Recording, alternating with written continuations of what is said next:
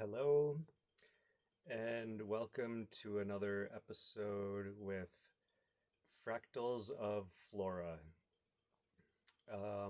And today I'm going to be sharing a review of my experience with the 8-week initiation course with the Ayahuasca Foundation. So, I did the 8-week initiation course in early 2023. Um, and so this review, I've watched before I took the course. I watched all the reviews that I could find online about the place, and if I remember correctly, all of them, or if not, at least most of them, were put online by the Ayahuasca Foundation, and that is part of their YouTube channel. And this has nothing to do with the Ayahuasca Foundation's channel. This is an independent review. But there are some things that I wanted to share that I think is worth sharing. I think some of this information people should know about, deserve to have this information before they sign up for the course. So, and I just want to say that I wouldn't say that any of the reviews I saw, a lot of them were, had a lot of primarily positive things to say about it, and I don't have any issues with the things that were shared. I think a lot of it was valid. Um, so I'll just start. It was fairly comprehensive. It included all of the various aspects of the science of Shipibo curanderismo and how to work with plants and ayahuasca and dieta through processes of guiding people through healing experiences and transformative experiences. I went into it having done a lot of work with psychedelics and plants already. And the primary medicine that I have worked with in my life, being 5-MeO-DMT and or Bufo. So my perspective coming into it was a perspective that I cultivated through working with that medicine, which is a non-dual energetic perspective.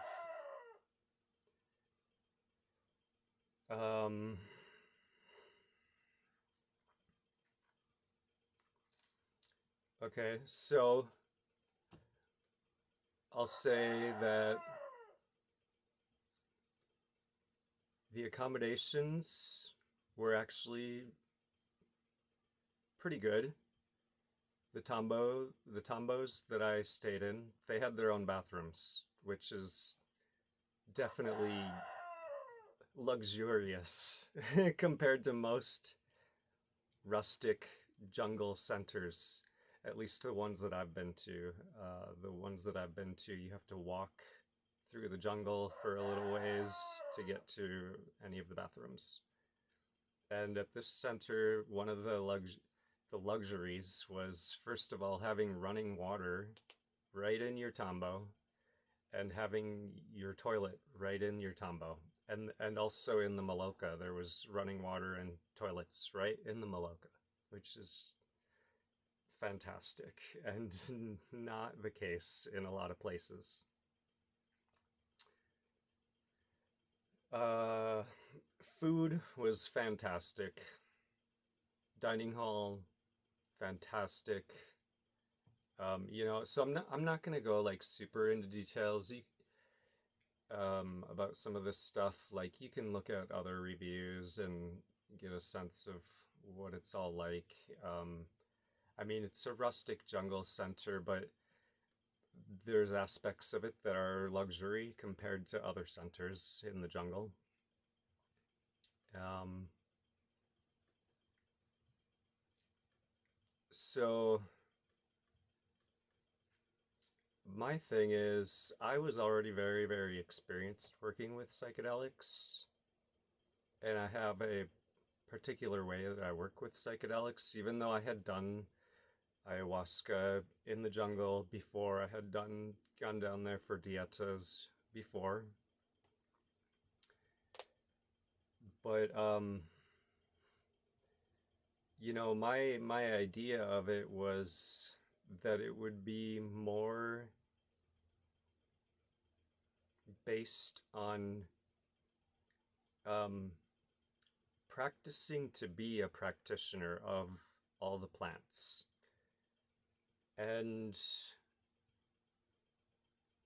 it turned out to be a little less of practicing how to do that and more receive. You got to receive all those downloads. We had talks, class discussions about all those things. They covered all that, which was fantastic. And we got to practice receiving the medicines, experiencing the medicines for ourselves. So it was very heavily focused on working with ayahuasca in the Shipibo tradition, which wasn't necessarily what I was expecting. And because I have a particular way, uh, a non dual energetic way of working with psychedelics based on my experiences with 5-MeO, there was some dissonance there for me. And I think 90%, 95% of the people, that was what they wanted. That was totally in alignment with them, and it was exactly what they wanted and were hoping for. But for me, there was some dissonance there because it was so focused on working with ayahuasca. And also because of the dualistic paradigm, I experienced paradigm schism, um, non duality versus Shipibo cosmology, different paradigms of experiencing and perceiving reality. So I had to do a lot of filtering in my head, in my mind, about what I was being taught and how to apply it to the way that I work with the medicines, as far as the ayahuasca goes. With the other plants that we learned, it was awesome. But so also the one of the things is that I was kind of hoping that we would actually get to practice working with each other as practitioners, not just with ayahuasca, which we did. We did get to practice a lot with the ayahuasca and the Icaros. But as far as working with all the plants in synergy with each other as a healing process, we got all the downloads and we got to experience the medicines, but we did not really get to practice being practitioners of the whole science of curanderismo, which is something that I went into it sort of expecting or hoping for. And I think the expectation came from the way it had been worded on the website. So basically I've had to take all the information that I got and piece it together into the practice that I have, and basically create my own practice with it, because we didn't really get to do that there. And may have also been some expectations, because when I was trained as an energetic herbalist, that was part of it too, is that we got to practice on volunteer clients, doing the entire consultation, creating their herbal formulas, giving it to them, having them come back and talk to us about how the process is going, reformat their formulas, change the plants, and continue with the process. And in this course, we didn't really get that level of practice with the entire like methodology. So that was something that, not a deal breaker. I wouldn't say it's negative. I just had different expectations. So there's that. And then, I also kind of expected the participants, my classmates, I to some degree kind of expected like that everybody there was a aspiring practitioner, and not everybody there was an aspiring practitioner. There was some people that had very, very little experience with this type of work. Some people had, done ayahuasca, and that's it. There was someone that had not done ayahuasca, which was surprising to me, but maybe they had very good reasons for including that person or those people into the course.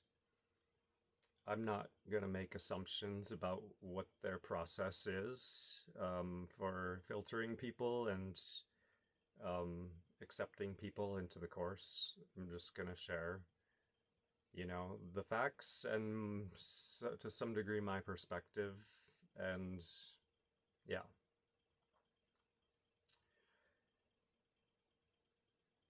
So one issue that I personally had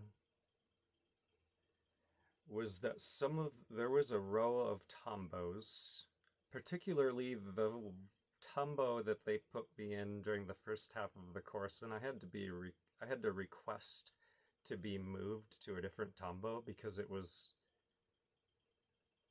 very close, essentially right next to the entrance to the camp. And they have these motor vehicles, like four-wheelers, ATVs, whatever they are, motorbikes or something. I don't know what they call them, that come in and out of the camp all day long. And actually the Maloka is like right there too. So like if you're in the Maloka for class time, or if you're in that first row of tombos, you are listening to the loud two-cycle engines of these motorbike things going in and out of the entrance of the camp all day long. And that was so not ideal for being on dieta and for, spending large chunks of the day in your tambo practicing Icaros and singing and meditating and trying to get into your process, and being present with yourself and the energy. So I found that to be very challenging. And during the second half of the course, I requested to be moved to a tambo that was out in the forest by myself, isolated from the rest of the camp, which was only a couple-minute walk from the center of camp, so it was no big deal to be out there. But I had to request it during the second half of the course.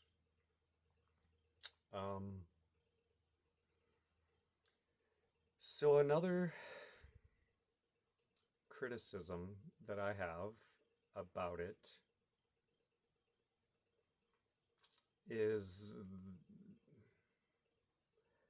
I'm also someone who studied and practiced interpersonal navigation skills, interpersonal relating skills, sacred sexuality, stuff like that. So consent and okay. So also, besides the fact that I had these types of trainings, being so committed to energetic alignment, non-duality, and respecting every individual's autonomy. Consent is part of that. Consent is so important for respecting everyone as an autonomous being. And there was a couple situations where I felt like I wasn't given the opportunity to fully consent to what was happening. One of them was a medicine that we were taking that was a purgative, a very strong purgative that, in my memory, I mean, this was 3 years ago now. They initially told us that they wouldn't tell us what this plant was because it was too powerful, and they didn't want us to practice serving it to other people without having more extensive training, which is fair. But they were going to give it to us to experience because it was part of our process, and it was something that like a lot of people in the course needed. A lot of people were having digestive issues. I was extremely constipated from another medicine that we had taken, and I hadn't pooped in days, and I think there were other people having the same problems. So they gave us this purgativo that was supposed to flush out everything. And they told one of the facilitators, if I remember correctly, denied that it was a toxic plant, even though it was apparently too powerful for us to be learning how to use. Then we found out later, after we had taken it and gone through this very intense process, which lasts all day long, where you're pretty much laying around your tambo, getting diarrhea at various points, that it was a toxic plant. And that fell off. It fell out of alignment. It felt like a lack of integrity. And, you know, in and of itself, it wasn't really like a big deal. It wouldn't maybe have been a deal breaker, sort of. It wouldn't have given me a bad taste, maybe. But there was, you know, another thing that I'm going to talk about in a moment where my consent, my ability to fully consent was also kept from me. And the two together did leave a bad taste in my mouth to some degree. I'm not trying to speak badly about these people or the course, the course in and of itself was a very powerful, beautiful thing. So anyway, the other thing about it is the work with Noya Rao. And what I was not told before I signed up for the course until like after the day after we actually opened our diets with Noya Rao was that there are plants and medicines and things like that that if you want to hold and um, cultivate your Noya Rao connection dieta relationship, you can never work with these medicines or plants again, apparently, um, for your whole life, with some few exceptions. And some of these plants are plants that I have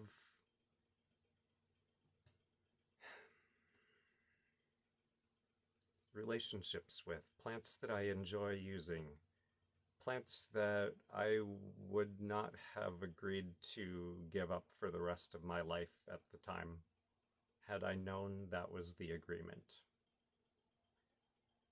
And of course, there's plants, I mean, there's situations where it's somewhat personal, so that it's not always a blanket statement, but, like they said, 99% of people, if they want to continue cultivating the Noya Rao diet throughout their life, will never be able to work with these medicines or plants again. And I found that out after we opened the Noya Rao diets. And it kind of made me feel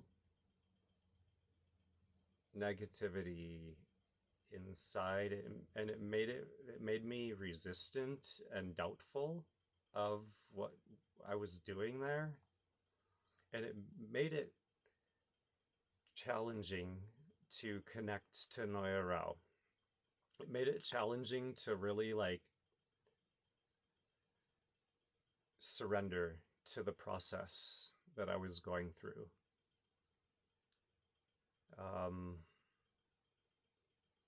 So that was another thing.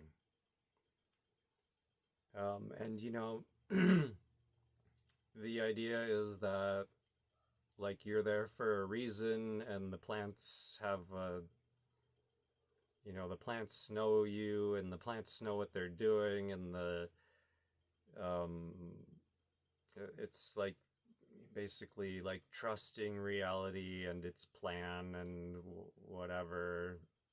It just, to me, it kind of just didn't feel good. It didn't feel right. It didn't feel in alignment. And, like people use that attitude like, oh, reality has a plan. Just trust the plants, trust the medicines. Like, even if, this isn't what you signed up for. But the issue is that mindset and that phrase, like people saying like it's meant to be, is used to victim blame and like spiritually gaslight people a lot in the new age spiritual paradigm. At least here in North America, people use that as a way to like justify terrible things happening to people.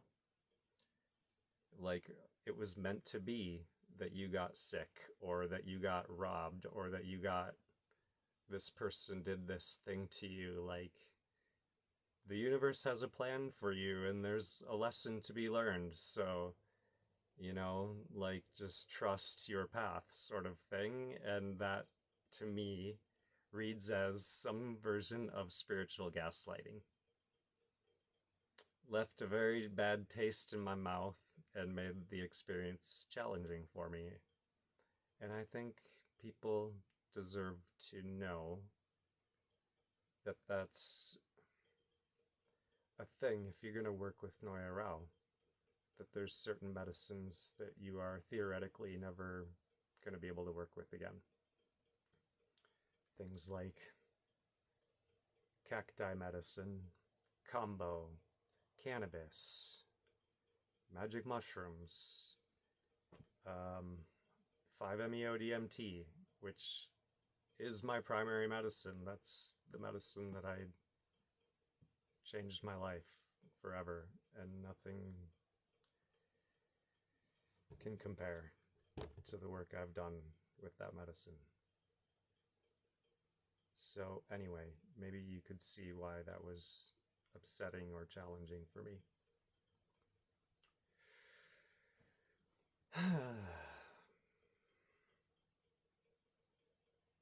Yeah, so there's that.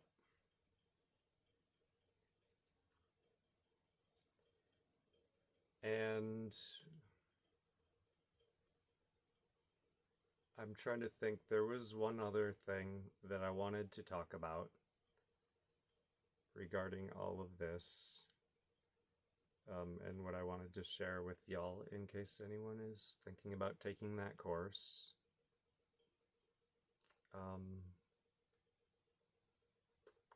And I'm trying to remember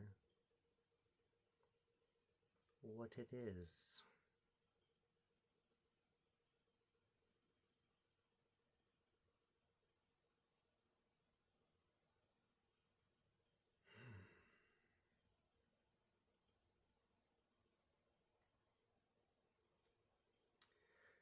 I'll probably remember once I press the stop button.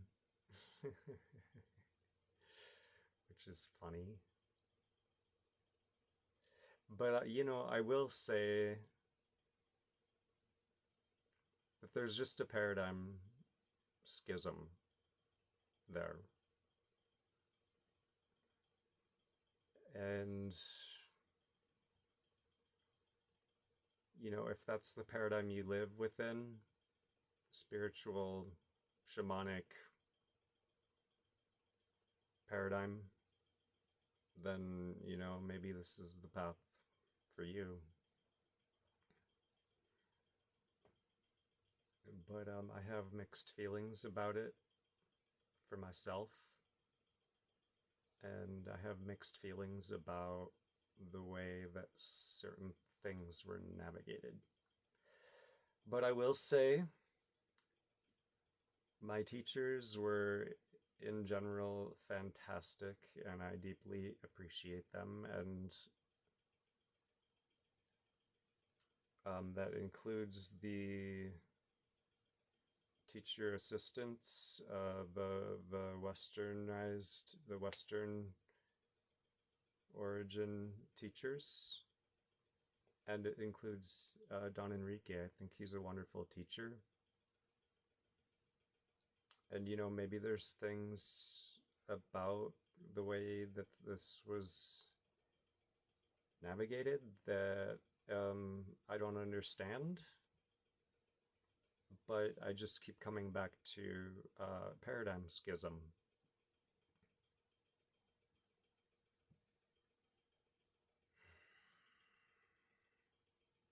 So, oh, the other thing I wanted to say about it, I'm a little neurodivergent, and cramming everything we did into only 2 months was too much for me. It was very dense, to the point where towards the end of the course, my nervous system was getting overwhelmed on a regular basis, and I had a very hard time keeping up with the course towards the end of it. I felt totally burnt out. I think the course would be better for people like me, at least, if it was the same amount of information spread out into 2.5 or 3 months or something, because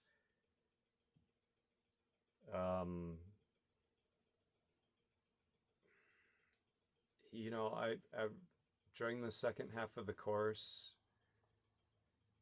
the ayahuasca put me to sleep almost every ceremony because I just couldn't handle any more.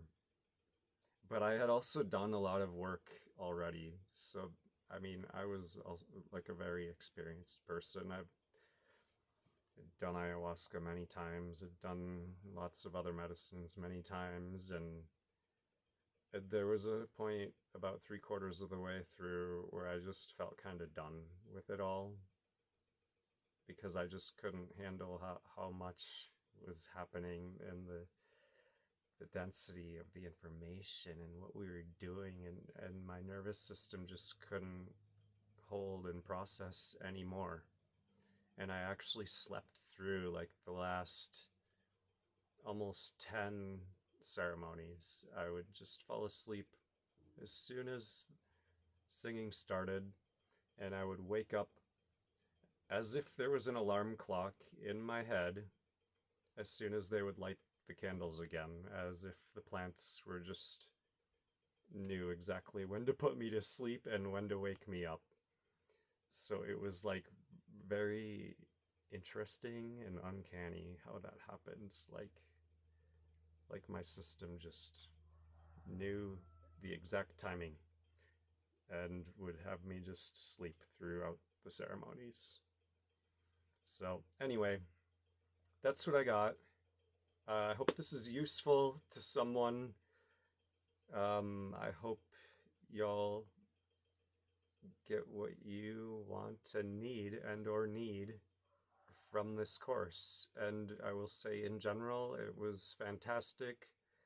I don't regret taking the course, but it was certainly very challenging in certain ways for someone like me. So, all right, that's all I have for you for now, and I'll catch you next time.